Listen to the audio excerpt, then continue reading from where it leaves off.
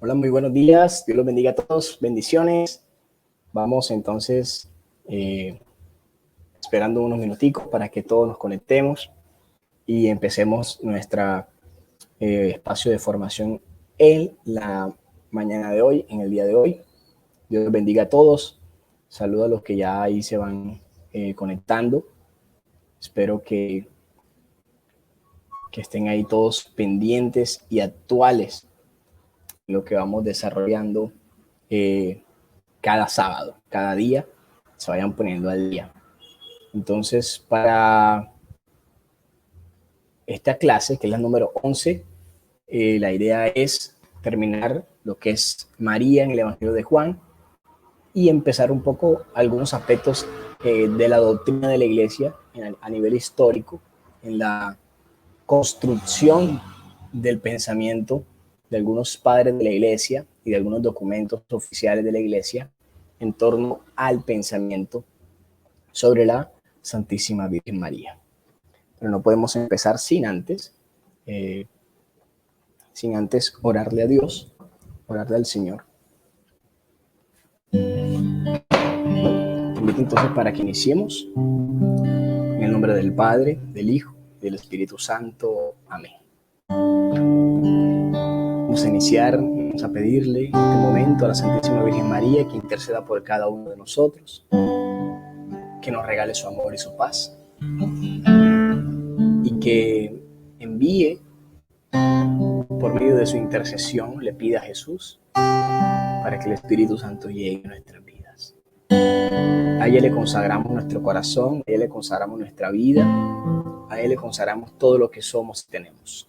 A ti, Santísima Virgen María, te entregamos este espacio de formación para que nos hagas más radicales, más santos, más perfectos a tu amor divino, para que nos llenes de tu abundante gracia y bondad. Te lo pedimos a ti, Señora nuestra.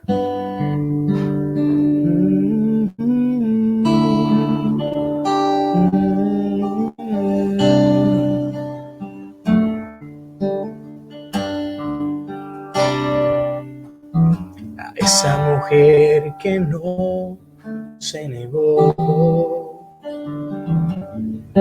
a ella que su vida por completo entregó, a esa mujer de Nazaret, a ella que entregó su ser, a esa mujer la amo yo. María, María,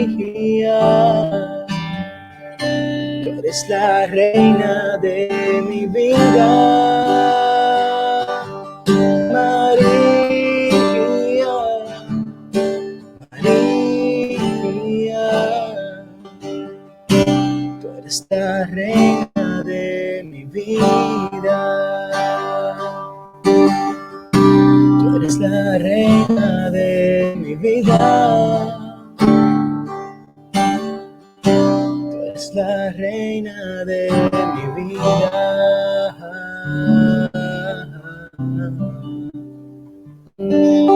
A esa mujer que lo ha dado todo, ella que estuvo hasta el final, esa misma hoy me cuida a mí también. A esa mujer la amo yo. María, María, tú eres la reina de mi vida. María, María, tú eres la reina de mi vida. Bajo tu amparo nos acogemos, Santa Madre de Dios. No desprecie las oraciones que te dirigimos en nuestras necesidades. Antes bien, líbranos de todo peligro, oh Virgen gloriosa y bendita. Amén, amén y amén. Quedamos en la presencia del Padre, del Hijo y del Espíritu Santo. Amén. Y bueno, mis queridos hermanos, vamos a iniciar.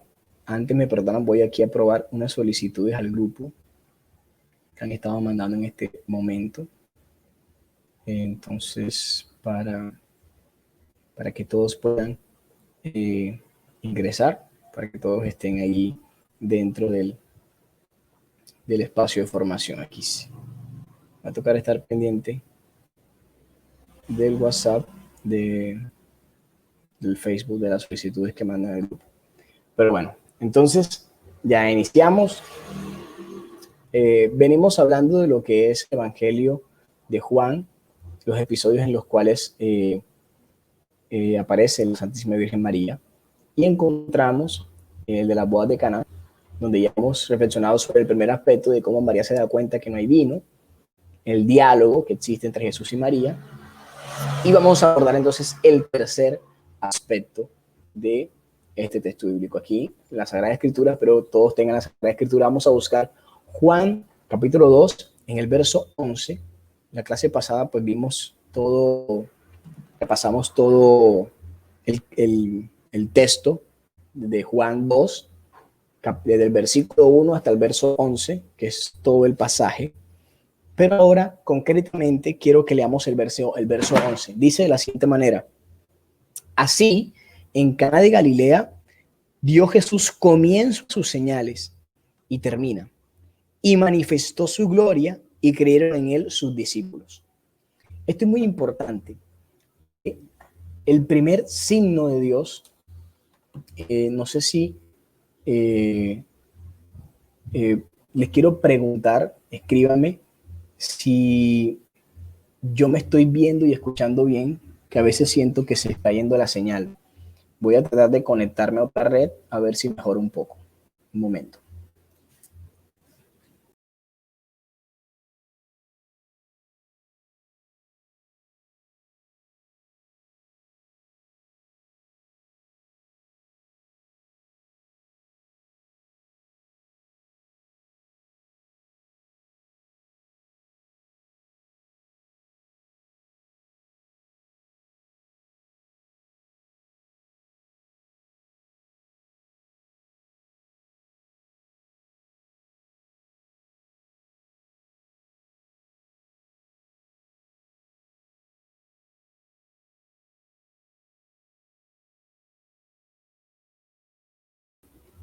Bueno, ahí cambié de red.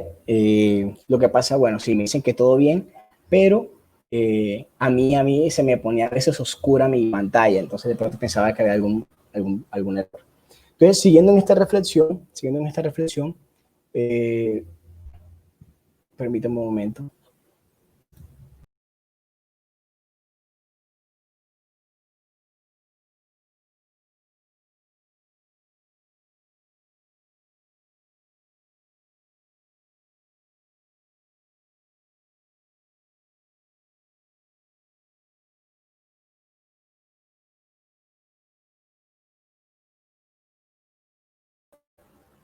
Entonces, este versículo, voy a leerlo de nuevo.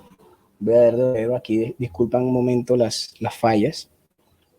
Dice, el verso 11 del capítulo 2 del Evangelio de Juan. Dice así: así, en Caná de Galilea, dio Jesús comienzo a sus señales. Esto es lo primero. En Caná de Galilea fue el primer milagro que realiza Jesús. Y Juan le menciona signo. Juan menciona 7 signos que va a realizar el Señor. Y el primero de los signos, hablando también cronológicamente, es esa conversión del agua en vino. Pero no solamente cronológicamente, también el Evangelio de Juan es el primer milagro que vemos que acontece en Jesús.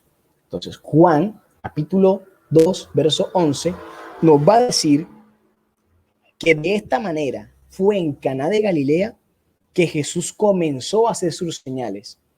Comenzó a hacer sus señales. Y no solamente eso, que por ende manifestó su gloria y creyeron en él sus discípulos. ¿Por qué es importante esta afirmación del Evangelio de Juan? Recordemos que cuando empieza el texto de la boda de Caná, vemos cómo dice que a la boda estaban invitados Jesús con sus discípulos, pero aún los discípulos no creían del todo en él. Recuerden el prólogo de Juan. En el prólogo de Juan vamos a encontrar ese bello pasaje donde lo analizamos la clase pasada, donde ya Juan expone que Jesús es Dios. Pero luego viene la escogencia de Pedro, de Simón, de Natanael, de Felipe, y es donde sale la gran frase, ven y verás, que ve a Natanael de lo lejos, que lo ve bajo la higuera, que se sorprende, que se une a él, pero apenas los discípulos están congregándose a Jesús, siguiéndolo, no con mucha fe, no creyendo de tal manera, pero por este primer signo, este primer milagro, es que se da la transformación de la fe de los discípulos. Y claramente, ¿por medio de quién antecede este signo? Por medio de María. Por eso es importante recordar el diálogo. ¿Cuál fue el diálogo que tuvo Jesús con María? Jesús le dice, ¿qué tengo yo contigo, mujer? Todavía no ha llegado mi hora. Todavía no ha llegado mi hora. Es decir, Jesús reconoce y sabe de que hay una hora específica para su obrar y que cree que no es aún la hora. Miren cómo dice Jesús, no ha llegado aún mi hora, pero verdaderamente nos expone el Evangelio de Juan que el signo que revela la hora de Dios es la Santísima Virgen María. La Santísima Virgen María va a ser aquella mujer que adelanta la acción de Dios. Adelanta la acción de Dios. Aquí quiero que hagamos un énfasis claro. La Virgen María no ordena a Dios. La Virgen María no hace milagros. La Virgen María no tiene el poder divino. No. Pero sí tiene la ternura capaz de mover la acción de Dios. Ojo. Entonces María, por esa ternura de madre, expone la necesidad de todos nosotros, la necesidad de la falta del vino y a través de esa necesidad se da la manifestación de la gloria. Por eso el punto 3 del pasaje de las bodas de Caná lo vemos de esta manera, lo que precede, porque lo que va a preceder después de este acontecimiento, de este milagro, es una manifestación de la gloria de Dios, como lo dice el versículo 11. Manifestación de la gloria y que todos los discípulos creen en él. Porque vemos ya en Jesús el primer milagro, el primer signo en que obra de tal manera. ¿Y por quién acontece el primer signo? Porque María es la encargada de revelarle a Jesús que ya llegó su hora. Jesús no conocía, no creía que ya había llegado la hora, pero Jesús le da el signo, es la Santísima Virgen María, su madre, es la que obra el signo en él. Es la que obra el signo en él. Entonces, esto es hermoso. Esto es hermoso. Ahora vamos a ver el cuarto punto. El cuarto punto, vamos a mencionar lo siguiente. La situación pre-eucarística. Situación pre-eucarística. ¿Por qué una situación pre-eucarística? Les recuerdo, ya les había explicado un poco de eso. Y es lo siguiente, miren. Hay un pacto definitivo que es la nueva alianza. ¿Cómo se pacta la nueva alianza? Con la sangre. Dice Jesús, esta es la sangre de la cual beberán, con la cual sellaré la nueva alianza, ¿cierto? Esa sangre es la derramada en la cruz, que va a ser el nuevo vino que vamos nosotros a beber y que bebemos diariamente en la Eucaristía, los que pues tienen la oportunidad de celebrar la misa y vivirla. En este momento, pues los sacerdotes. Entonces, esa es la sangre derramada en la cruz, ese va a ser el nuevo vino y esa va a ser la sangre eucarística. Y obviamente consumen también el cuerpo eucarístico, el cuerpo inmolado del Señor. ¿Por qué el escenario de las bodas de Caná nos presenta una situación pre-eucarística? Primero porque se nos muestra el vino, y el vino hace parte de la celebración eucarística. Segundo, porque hace falta ese vino. porque el vino que había se acabó, no sació, no llenó el corazón. Entonces hace falta algo. Y ese vino que hace falta, ¿quién lo va a dar? ¿Quién va a dar el nuevo vino? Lo va a dar Jesús. Y esto es lo más importante, quiero que presten atención. Jesús hace el milagro, pero Jesús no reparte el vino. Analicémoslo bien. Dice entonces, la María le dice a los sirvientes, haced lo que os diga. Y había allí 6 tinajas puestas para la purificación, de 2 a 3 medidas cada una. Y le dice a Jesús, llenen las tinajas de agua. Y le llenaron hasta arriba. Sacadlo ahora, les dice, y llevarlo al maestresala, al mayordomo. Ellos lo llevaron. Y cuando el maestresala probó el agua convertida en vino, como ignoraba de dónde era, y los sirvientes sí lo sabían, llamó al novio y le dice, todos sirven primero el vino nuevo, y cuando ya están bebidos, el inferior. Pero tú has guardado el vino bueno para el final. Así termina el verso 10. Y el verso 11 da la conclusión del relato. Así, en Caná de Galilea, dio Jesús comienzo a estas señales y manifestó su gloria y creyeron en él sus discípulos. Ahora, vamos a ver entonces que aunque Jesús realiza el milagro, él manda a sus servidores. Hay unos servidores encargados de administrar ese vino a los demás.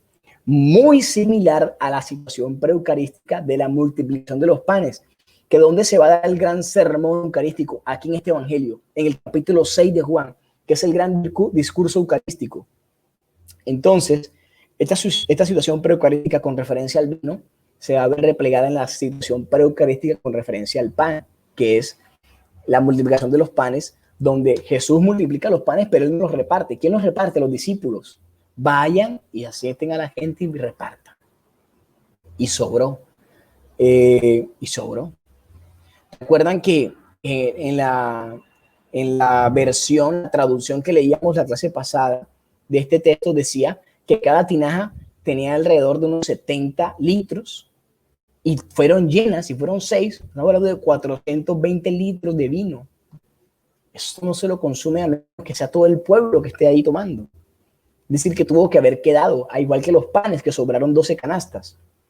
En fin, es una situación preeucarística porque ante la necesidad de saciarse del vino, llega un vino nuevo, un vino mejor, que es el de hacer el vino de la nueva alianza. Y obviamente se va a planificar en el acto de la cruz. Ahora, el quinto punto. La hora en Juan es la pasión. Es la pasión. El significado de la hora en Juan es la pasión, es decir, el momento en que Jesús va a entrar a su pasión. Y la pasión, aunque muchos relatan la pasión desde el huerto de Getsemaní, donde es apresado el Señor, este suceso en Caná de Galilea suscita el Calvario. ¿De qué manera? Porque hay de manera prefigurada, un esparcimiento de la sangre del Señor, del nuevo vino, va a ser su sangre. Por eso, este pasaje en Caná suscita ese calvario en ese momento,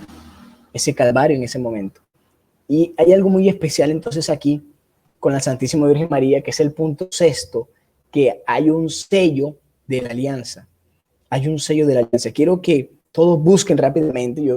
Yo confío en ustedes, yo sé que están con la Biblia. Van a buscar en sus Biblias el libro del Éxodo en el capítulo 19, verso 1.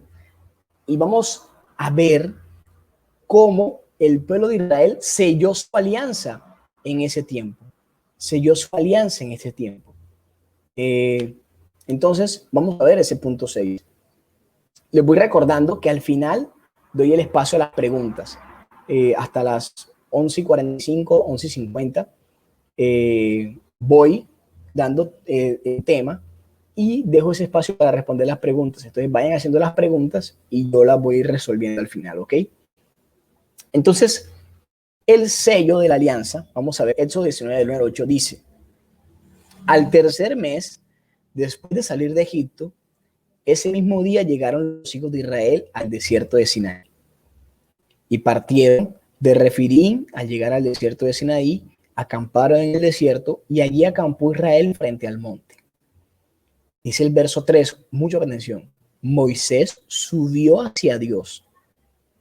Yahvé le llamó desde el monte y le dijo: así darás a la casa de Jacob y esto anunciarás a los hijos de Israel.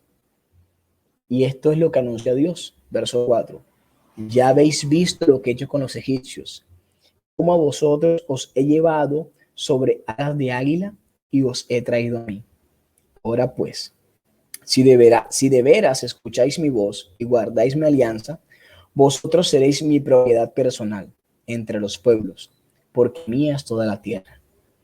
Seréis para mí un reino de sacerdotes y una nación santa. Estas son las palabras que has de decir a los hijos de Israel. Entonces fue pues Moisés y convocó a los ancianos del pueblo y les expuso todas estas palabras que Yahvé le había mandado. Y el verso 8 dice: todo el pueblo a una voz respondió diciendo: haremos todo cuanto ha dicho Yahvé. Y Moisés llevó a Yahvé la respuesta del pueblo. Entonces, en ese verso 8 está la parte crucial, y es: haremos todo cuanto ha dicho Yahvé, que se ve perplejamente reflejado en la frase de María. ¿Cómo dice María? Hagan todo lo que Él os diga. María dice: hagan todo lo que Él os diga, y la frase con que el pueblo selló la alianza con Dios fue: haremos todo lo que diga Yahvé. Y ahora hay una nueva frase de esa nueva alianza. Va a ser: hagan lo que Él les diga. Y ese hagan lo que Él les diga, que menciona María, que proclama María nuevamente, va a significar el sello de la nueva alianza. Quiero que me entiendan, no es la consumación, porque obviamente la plenitud y la consumación de la nueva alianza se da en la cruz con el derramamiento de sangre de Cristo, ¿cierto? La sangre de la nueva alianza. Pero sí están las palabras de respuesta del pueblo a Dios, porque la alianza, ¿cómo se hace una alianza? Una alianza se hace entre dos personas. Uno no puede hacer una alianza consigo mismo, bueno, de alguna manera prefigurativa, pero normalmente una alianza se realiza con otra persona. Y Dios, Yahvé, hace su alianza con Israel, con su pueblo, y la forma de pactar la alianza de que yo seré tu pueblo, yo seré tu Dios y tú serás mi pueblo, ustedes serán mi pueblo y yo seré su Dios. La forma en que se pactó la alianza fue con la respuesta del pueblo. ¿Y cómo fue la respuesta del pueblo? Haremos todo cuanto diga Yahvé. Y la nueva frase que va ahora a planificar la respuesta del pueblo, de la voz de la iglesia. Recordemos que María es espejo de la iglesia. Es importante que estemos viendo esta clase, solamente viendo las 10 anteriores, estamos en la número 11. Vamos progresando ya, y son 16, nos quedan ya 5 sábados. Entonces, es importante, en el verso 8 de Éxodo capítulo 19, se sella la alianza. Haremos todo cuanto diga Yahvé. Y en Juan capítulo 2 vemos la respuesta de María: hagan lo que Él les diga. Es una frase similar, igual, con la cual se va a planificar esa nueva alianza y va a ser el nuevo derramamiento de sangre del Señor, que se va a ver en la cruz, Entonces, vamos a pasar ya a otro pasaje del Evangelio de Juan. La madre escena del Calvario. Aquí vamos a encontrarnos el pasaje de María en la cruz. María en la cruz es un pasaje totalmente bello, hermoso, que debemos pues analizar muy bien, tiene una profundidad teológica grandísima, el mero texto solo, pero nos vamos a enfocar un poco en lo que es el espacio de la mujer, de María Santísima. Antes quiero hacer una aclaración. Recuerden que este texto de Juan, del Evangelio de Juan, en el que se nos muestra el discípulo amado y a la mujer, a la madre, conocemos el texto bíblico que nos menciona hijo, he aquí a tu madre, madre, he aquí a tu hijo. Pero cuando Jesús se refiere a María, no le dice madre, ni le dice María, le dice mujer. Le dice mujer, así como le dijo en la boda de Caná, recordando lo que significó aquellas palabras de María, mujer, aún no ha llegado mi hora. Y ahora que está en la hora, en el momento en que está en la hora plena, que es en la cruz donde ya Jesús está crucificado y está dando sus últimas palabras, vuelve a usar mujer, vuelvo a usar mujer. Esto es muy importante porque realza la figura de María como esa mujer parte de la iglesia, como esa madre parte de la iglesia. Entonces, es importante esa entrega de Jesús. Entonces, la madre de Jesús es la madre del discípulo amado. Vamos a leer este pasaje. Dice, junto a la cruz de Jesús estaban su madre, la hermana de su madre, María, la mujer de Cleofás, y María Magdalena. Nos va a hablar entonces el Evangelio de Juan, que hay varias mujeres. Está la madre de Jesús, la hermana de su madre, es decir, la hermana de María, no conocemos el nombre, María, la mujer de Cleofás, y María Magdalena. Que incluso María Magdalena estos días tuvimos la celebración de su fiesta, ¿cierto? Jesús, pues, al ver a su madre presente y al discípulo que tanto amaba, le dijo a su madre, ojo, le dijo a su madre, lo menciona el narrador de la historia, pero la palabra que pone en boca de Jesús es mujer, mujer, mujer, ahí tienes a tu hijo. Y después le dijo al discípulo, ahí tienes a tu madre. Aquí hago otra aclaración. Aquí el texto que más conocemos es ahí tienes a tu madre, que nos menciona un pronombre posesivo. Tú, tu madre, ¿ya? De posesión, es tu carro, tu mamá, tu papá, habla de pronombre posesivo. Pero la transliteración más fiel, más real del griego, era que no era un pronombre, sino un artículo. Y el artículo femenino, pues era el la. Entonces, hay una tradición muy fuerte que nos menciona que la traducción más fiel a este relato del griego, en las palabras del evangelista Juan, es que él dijo, ahí tienes a la madre, ahí tienes a la madre. No simplemente le dijo que es tu madre, cuando le habla, abre el espacio al decir que es la mamá, ahí tienes a la madre. Es decir, le está hablando del espacio a toda la comunidad de la iglesia, a toda la comunidad de la iglesia.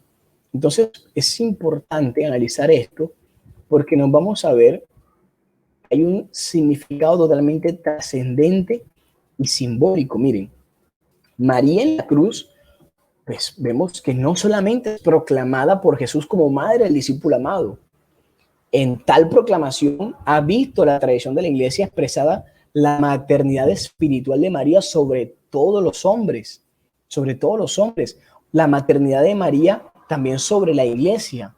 Sin embargo, para algunos esto no parece lógico, pero es totalmente real, es totalmente real. Y ahora, en el apelativo de mujer, queda vinculado por voluntad de Jesús que hay una nueva maternidad. María es mujer y María es madre. Y las palabras de María en Caná, recordemos, hacer lo que Él os diga, lo habían anticipado de alguna manera. ¿Lo recuerdan? El hacer que Él los diga en las bodas de Caná, habían anticipado el espacio, porque ahora aquí va a desvelar esa frase toda su profundidad, toda su profundidad. Entonces María va a ser fuente de fe, María es madre de la fe, la mujer es la amada, es María. Entonces, gracias a estas palabras, ella revela a su hijo a una nueva misión, acoger al discípulo amado, a quien ella ha engendrado de manera espiritual, como hijo suyo, a permanecer en él. Entonces es muy bonito ver cómo María Santísima, aquí Juan nos las muestra como aquella mujer. María es la mujer, María es la madre de toda la comunidad cristiana. Bueno, perdón, sí, aquí veo que me preguntan la cita, y es el pasaje en el Evangelio de Juan, cuando entrega, cuando entrega, cuando Jesús le entrega a María al discípulo y viceversa, ¿cierto? Ahí lo tienen, lo encontramos en el Evangelio de Juan, en el capítulo 19, verso 25, ahí lo vamos a encontrar. Entonces, aquí hay algo totalmente, una conclusión bárbara que nos presenta esto. Y es que no se puede ser discípulo amado de Jesús sin acoger a María como madre. Esto es totalmente clave. Ojo, no se puede ser discípulo amado de Jesús sin acoger a María como mamá. Si todos nosotros queremos ser el discípulo amado, que bueno, ya se los dije, que siempre no hay una fuente certera, no hay una investigación real que nos diga que el discípulo amado es Juan. Simplemente son hipótesis investigativas. Pero el discípulo amado es el discípulo amado, no tiene nombre. El discípulo amado somos tú y yo. Si verdaderamente queremos serlo, debemos llevar a María con nosotros. Y miren, muy hermoso esto porque ese pasaje termina con una frase muy, muy fuerte del narrador. Dice el verso 27, del Evangelio de Juan, en el capítulo 19, dice, luego le dice al discípulo, ahí tienes a tu madre, que ya les dije que se puede también ver la traducción a la madre. Y miren cómo termina el verso 27. Y desde aquella hora, el discípulo la cogió en su casa. Y de esta hora, el discípulo la cogió en su casa.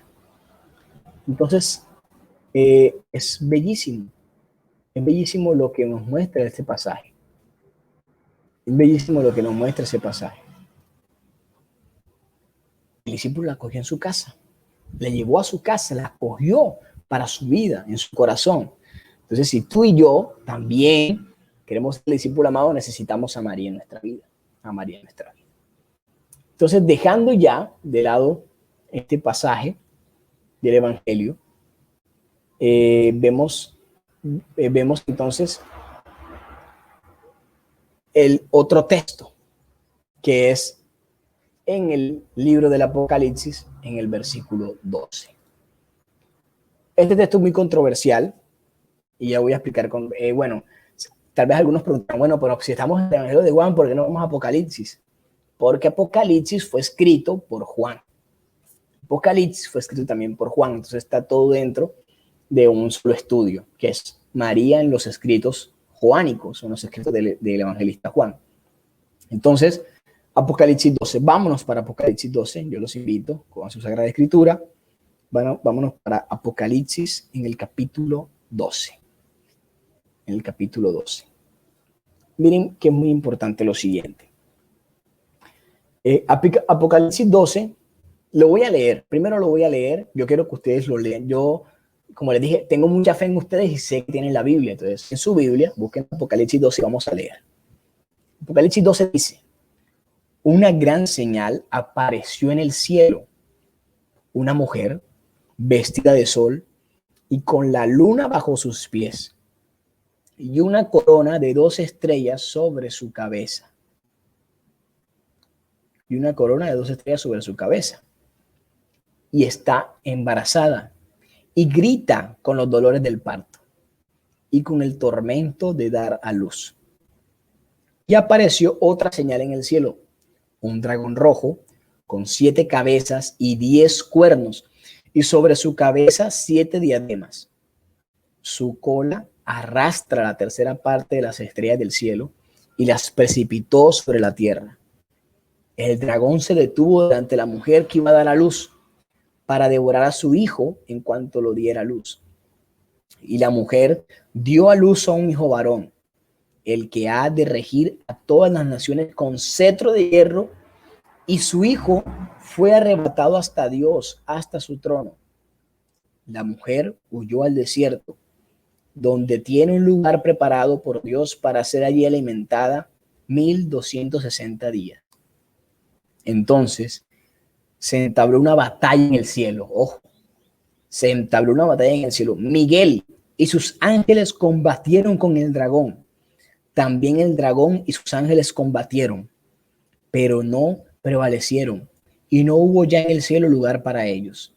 Y fue arrojado el gran dragón, la serpiente antigua, el llamado Diablo y Satanás, el seductor del mundo entero. Fue arrojado a la tierra y sus ángeles fueron arrojados con él. Hasta ahí vamos a dejar el verso 9. Entonces, ahí leí Apocalipsis capítulo 12, del 1 al 9. ¿Qué es lo importante de esto? Uno lee el texto del Apocalipsis y uno puede pensar, una mujer vestida de sol, con la luna bajo sus pies, embarazada, que va a dar la luz al hijo del mundo, al que va a regir la tierra, y que ese hijo después fue arrebatado por Dios hasta su trono. ¿De quién está hablando Apocalipsis 12? ¿De quién? Uno puede pensar de María, totalmente de María, a ojos cerrados. Podría pensar uno. Pero se hace siempre el debate dentro de la iglesia, de la interpretación, que las dos posibilidades son muy sanas. Pensar en María y pensar en la iglesia. Entonces, pues se puede pensar en la mujer María o la mujer iglesia. ¿Por qué? Porque María va a ser parte también como madre de la iglesia, y si el texto nos habla de María, habla de la iglesia. Y si habla de la iglesia, habla de María. ¿Por qué? Porque ya dijimos antes que María es espejo de la iglesia. Y esto de espejo de la iglesia, hay que tenerlo bien claro, ¿ok? María es espejo de la iglesia. María es espejo de la iglesia. Con este texto pasa algo muy significativo. ¿Por qué? Porque recuerden el Arca de la Alianza. El Arca de la Alianza se perdió en la guerra con los macabeos, se perdió y nunca más se volvió a ver el Arca de la Alianza. Nunca más. Recuérdenlo, nunca más se volvió a ver el Arca de la Alianza. El Arca de la Alianza estuvo perdida, está perdida. Pero miren lo que dice Apocalipsis 11. Ahora vamos a regresar. Regrésense a Apocalipsis 11. Y vamos a ver los últimos versículos de Apocalipsis 11.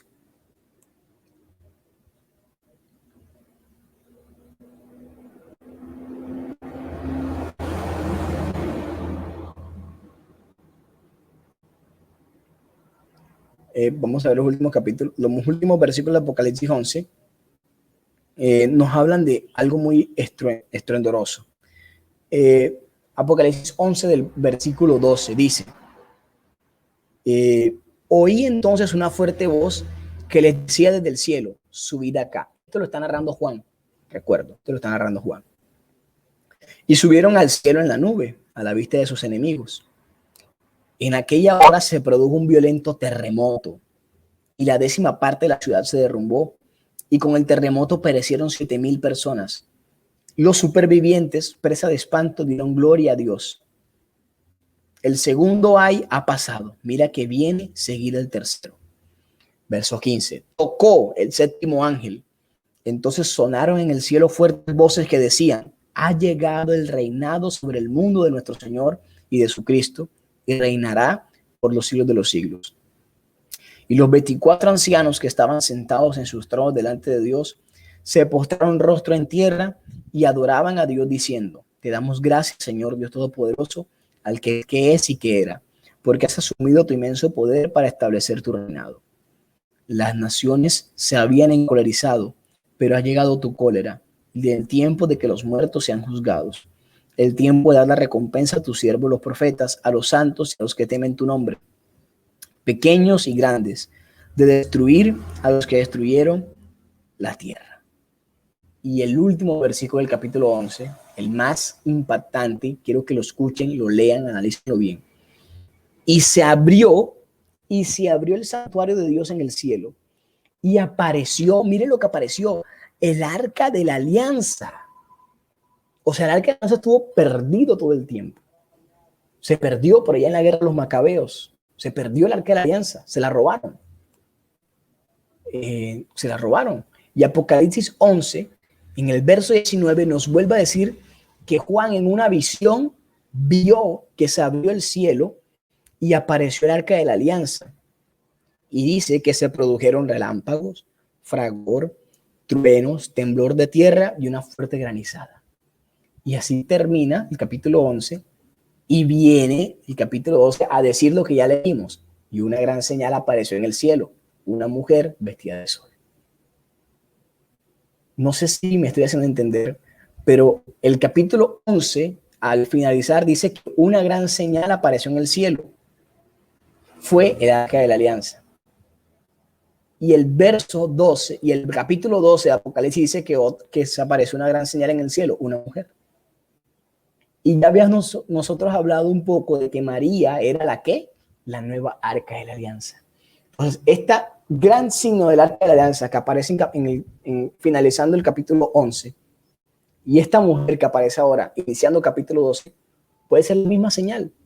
Puede ser la misma señal, no son dos señales distintas, es la misma. El arca de la alianza va a ser reflejada en la nueva mujer, que va a ser María, espejo de la iglesia. Va a ser también toda la iglesia entera que va a tener consigo las cosas que contiene el arca de la alianza. Entonces, es importantísimo todo esto. Entonces, teniendo claro esto, vemos las últimas conclusiones que ya les dije acá. Entonces, si el texto habla de María, habla de la iglesia. Y si habla de la iglesia, habla de María. Entonces, es importantísimo esto. Vamos a la siguiente diapositiva. Entonces, aquí vamos a entrar un poco a lo que es el desarrollo histórico de la teología mariana. Lo primero es hablar de unos ciertos problemas o unas herejías. ¿Qué es una herejía? Una herejía es la negación de una verdad de fe de manera contumaz. Es decir, que no me retrato de mi error. Porque yo puedo decir una herejía, es decir, puedo negar una verdad de fe tal vez en mi ignorancia, porque lo dije mal. Por ejemplo, yo puedo decir aquí, no, Jesucristo no murió porque Jesucristo no podía morir porque él tenía un cuerpo aparente. Lo que estoy diciendo es una herejía. Decir que Jesucristo tenía cuerpo aparente es una herejía. Entonces, pero si alguien me lo explica y yo me corrijo, pues ya dejo de ser, ya no fui hereje. Entonces, una herejía es un pensamiento contrario a la iglesia que se mantenga de manera contumaz sin retractarse. Entonces vemos el caso de las sectas, el caso de los iconoclastas, que son los que rechazan las imágenes, y esta herejía que les presento acá, el gnosticismo. El gnosticismo maneja el pensamiento de la gnosis, y ellos creen que todo el ser humano es una iluminación, es un conocimiento abstracto que se mantiene en la gnosis, y que uno sube y asciende en la vida espiritual alejándose de todo lo sensorial y humano y solamente creciendo en la gnosis, en el alma, en el conocimiento. Esto proviene de un platonismo exagerado. ¿Por qué un platonismo exagerado? Recuerden que Platón, hablando un poco de filosofía, creía que el cuerpo era la cárcel del alma. Decía que el alma era bondad, que el cuerpo era algo totalmente malo, el cuerpo era incorrupto, y que el alma estaba presa en el cuerpo y que la gran liberación del humano, del ser humano, del hombre, era que su alma pudiera liberarse de su cuerpo. Entonces, ese mismo platonismo se exageró y se llevó a cabo entonces un pensamiento exagerado ante el pensamiento de la Virgen María.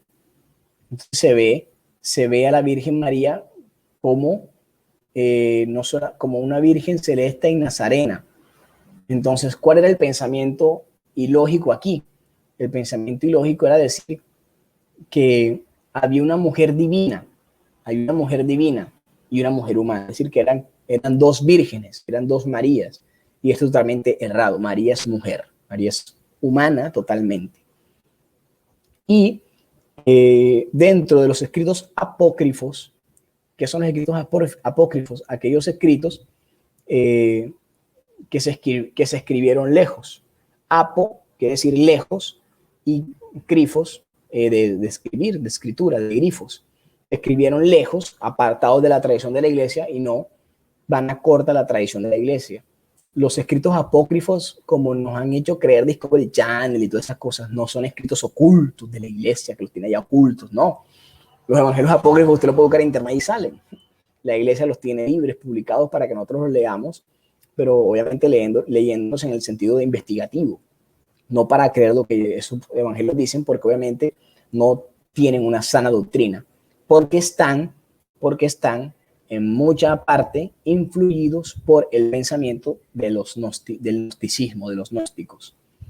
Entonces, bueno, aquí, entonces, el evangelio de Felipe es un evangelio apócrifo, un evangelio que no está en la Biblia, que no es de la tradición, y dice, ¿cuándo una mujer ha concebido por obra de otra mujer? Se hace esa pregunta al evangelio de Felipe. ¿Pero por qué se hace esa pregunta al evangelio de Felipe? Porque habían creído los gnósticos que María había sido concebida por gracia de otra mujer divina. Entonces esto es un pensamiento totalmente ilógico. ¿Por qué les digo todo esto? Porque es necesario conocer cuáles fueron los pensamientos herejes que hubieron en la devoción mariana. Bueno, aquí quiero responder porque vi el comentario, ¿qué es gnosticismo? Pues ya lo expliqué. Gnosticismo es un pensamiento filosófico, herético, es decir, es una herejía que solamente piensa que la iluminación del hombre se contempla en la gnosis, es decir, en el conocimiento, es decir, entre más conozco, soy más espiritual. Y los gnósticos tienen un platonismo exagerado. ¿Qué es el platonismo? El pensar que el alma está encarcelada en el cuerpo. Y ellos exageraron tanto eso que rechazan totalmente el cuerpo. O sea, un gnóstico rechaza su cuerpo, rechaza todo lo que es material y corpóreo para fijarse en todo lo intelectual y todo lo que se hace parte de la gnosis, es decir, del conocimiento. Gnosis es conocimiento. Eso es el gnosticismo. Entonces, sabiendo esto, vamos a ver qué posición tuvo la iglesia para dar respuesta a todo esto. Pues lo primero, ahí bien, vamos a ver los padres de la iglesia. Los padres de la iglesia. Entonces, los padres de la iglesia van a titular a María como la nueva Eva. María va a ser la nueva Eva. ¿Qué significa que es la nueva Eva? Que recordemos que hay una teoría, hay un dogma de la teoría de la recapitulación. ¿Qué es la recapitulación? Es devolver todas las cosas a su principio, devolver todas las cosas a su principio. Entonces, en Cristo todos hemos sido recapitulados. En Cristo todos hemos sido recapitulados. ¿Qué quiere decir eso? Lo que dice el texto de la Sagrada Escritura, que en Cristo, que Dios hace nuevas todas las cosas. Dios hace nuevas todas las cosas. Entonces, ¿por qué María es la nueva Eva? Vamos a ver algunas razones. San Justino dice que concibieron la palabra y dieron luz. Eso fue lo que hizo María. María concibió la palabra en su corazón y la dio a luz. Y la dio a luz. ¿Por qué es nueva Eva? Porque la primera Eva, dice San Ireneo de León, fue una virgen desobediente, por cuya culpa el ser humano cayó herido y murió. María, la segunda Eva, fue una virgen obediente a la palabra de Dios y por causa de la cual el ser humano fue engendrado de nuevo para la vida y recibió la vida, especialmente la vida nueva. Entonces, se hace siempre la configuración, se hace siempre la contemplación de que María es la nueva Eva y que Cristo es el nuevo Adán. Porque, dicen los padres de la iglesia, si por una mujer entró el pecado al mundo, por una mujer entró la salvación al mundo.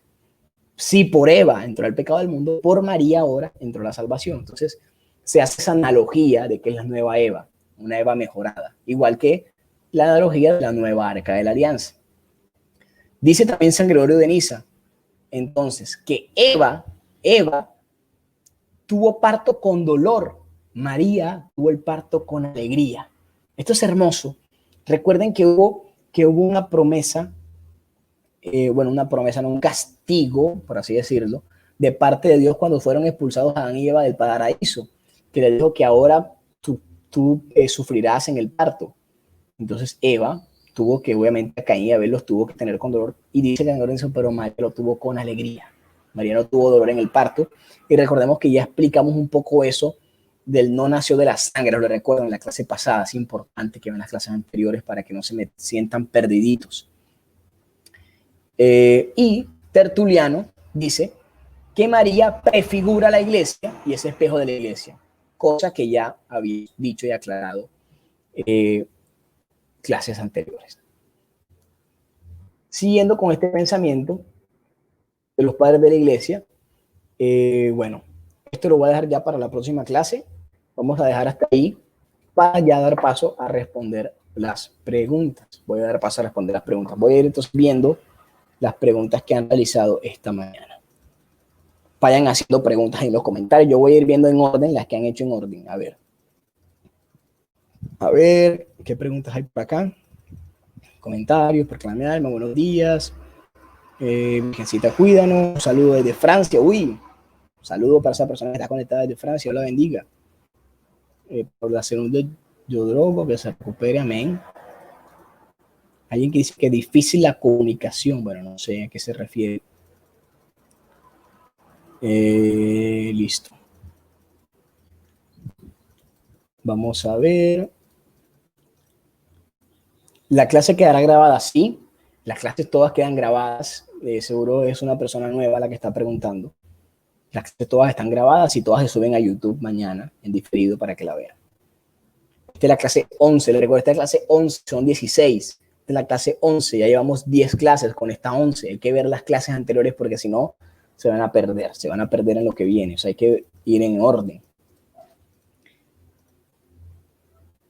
Rosana dice que si nos explicas el número 5, me imagino que se refiere al punto de las bodas de Caná.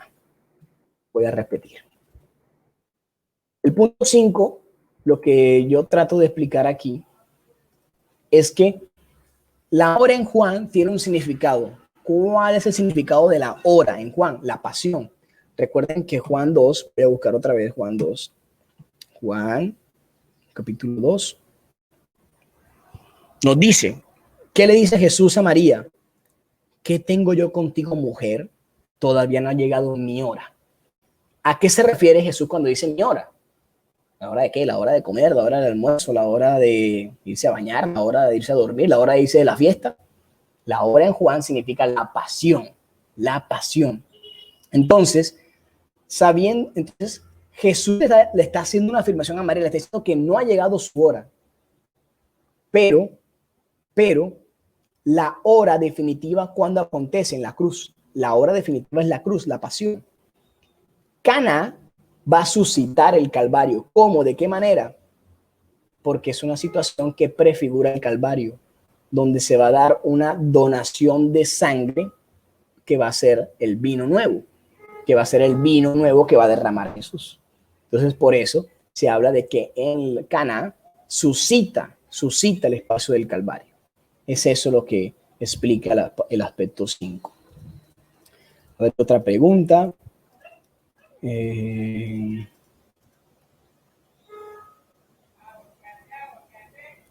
¿Por qué es tan importante el término mujer con que Jesús llama a su madre? Bueno, el término mujer, recuerden que es importante porque, en primer lugar, Jesús dignifica el sentido de la mujer. Por así decirlo, Jesucristo dignifica el sentido de la mujer y la eleva en su dignidad. Recuerden que la dignidad de la mujer en tiempo de Jesús no era de igual al hombre. No era de igual al hombre. Jesucristo, que reconoce la dignidad de la mujer, la iguala. Le pone a mujer también y la llama mujeres también a su servicio. Entonces, por eso es importante que Jesús no solamente la reconozca como mamá, porque mamás son todas, pero que la reconozca como mujer, le está elevando su dignidad, la está reconociendo por su dignidad de ser mujer. Incluso Jesús llama mujer a la gran mayoría de mujeres con que se encuentran. Es importante que le digan mujer. Mujer no te condena, le dijo a la adúltera, por ejemplo. Entonces va haciendo esto. Es importante el término mujer.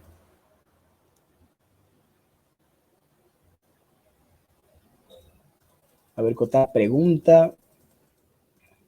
¿Por qué María es la nueva arca de la alianza? Bueno, esa explicación ya la he dado, pero la voy a dar otra vez. Y es, ¿qué es el arca de la alianza? Era donde se contenía, era el arca construida por el pueblo, donde se guardó en la tienda del encuentro, en el Santo Santorum, en el Santo de los Santos. ¿Y qué contenía el arca de la alianza? Contenía las tablas de la ley, el maná que cayó del cielo y la vara de Aarón. Entonces, el maná que alimentaba, la vara que guiaba y el decálogo, los mandamientos que guiaban, que eran la ley. Entonces, ¿y qué es Jesús? Jesús es el nuevo maná, porque es pan de vida, Eucaristía. Es la nueva ley, la ley del amor. No vino a abolir la ley, sino a darle cumplimiento. Y es el nuevo pastor que va a guiarnos. Como todo eso estuvo contenido dentro de María, en su vientre, se dice que María es nueva arca de la alianza. Entonces, por eso se le llama María de esa manera. ¿Está bien decir María arca de la alianza? Bueno, se le dice María nueva arca de la alianza. En algo que se llaman las letanías y los piropos a María. Está bien decirlo, es un lenguaje totalmente bonito hacia la Virgen María. Alguien pregunta algo que yo también quisiera entender. ¿Por qué los hermanos separados no entendieron esto? Y es clave. Es que no lo estudiaron como lo estamos estudiando nosotros. Es que esto es clave, muchachos. Usted les muestra a un hermano separado esto que estamos pasando, esto que estamos viviendo, esto que estamos estudiando, y de pronto le va a caer más curiosidad de saber más. Incluso les comparto, tengo el testimonio de una persona aquí que está viendo las clases, está muy interesada en la Mariología, que es una persona evangélica, es una persona protestante, pero ha tenido tanta inquietud que está aprendiendo y ha quedado enganchada con esto. Ha quedado enganchada con esto. Y miren que aquí, pues, la enseñanza que estamos dando no es una enseñanza ofensiva, que no estamos atacando a nadie, estamos hablando con la palabra. Estamos hablando con la palabra, estamos analizando lo que la misma palabra nos dice y el estudio nos demuestra. Bueno, lo del gnosticismo ya lo expliqué. Repite, por favor, qué contiene el arca. Bueno, el arca contiene el maná, el pan que cayó del cielo en el desierto, la vara de Aarón y las tablas de la ley, el decálogo, los mandamientos que recibió Moisés. El dragón rojo en el Apocalipsis era el diablo, sí, era el diablo. El mismo Apocalipsis lo aclara, era el diablo. Entonces, es importante. Voy a terminar entonces las preguntas hasta ahí.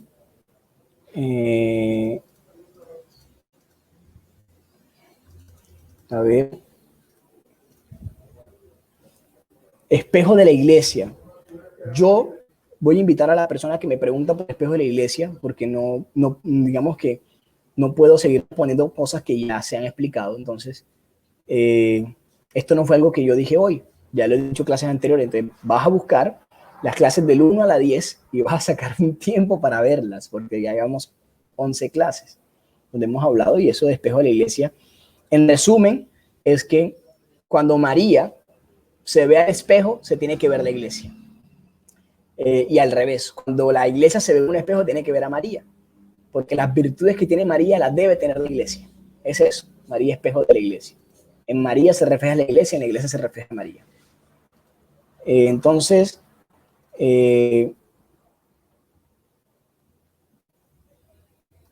exacto, cuando María pide Jesús el vino, se revela el poder de intercesión de María. Sí, eso fue lo que explicamos en las bodas de Caná. Exactamente eso. Y no solamente las bodas, vemos toda la mente de María. Estamos viendo que María es una mujer que influye en la vida de Jesús totalmente. Entonces, vamos a dejar hasta aquí. Dios los bendiga. Los quiero mucho. Les recuerdo, sigan las actividades que tenemos. Sigan en mi Instagram, @CésarMisionero. Les pido que me sigan. Entonces, vamos a continuar con nuestras clases. Nos quedan ya 5 clases. Esta es la 11, nos quedan 5. Entonces, los invito porque ya las que vienen son muy interesantes. Ya dejamos un poco lo que es la parte netamente bíblica. Miren que ya empezamos a hablar de los padres de la iglesia. Y miren lo que sigue. Les voy a mostrar solamente para que vean que sigue. Para que vean que sigue, vamos a hablar de documentos de la iglesia, lo que dicen los padres, lo que dice el Concilio Vaticano II, lo que dice la Lumen Gentium, un documento del Concilio Vaticano. Y empezaremos los dogmas marianos. ¿Por qué María es Madre de Dios? ¿Por qué María es virgen? ¿Por qué María es asunta al cielo? ¿Por qué María es inmaculada? Todo eso lo vamos a ver. Entonces, que nos preparemos para todo este reconocimiento que vamos a recibir. Dios los bendiga. Nos vemos entonces el próximo sábado. Hasta luego. Feliz resto de sábado. Dios los bendiga.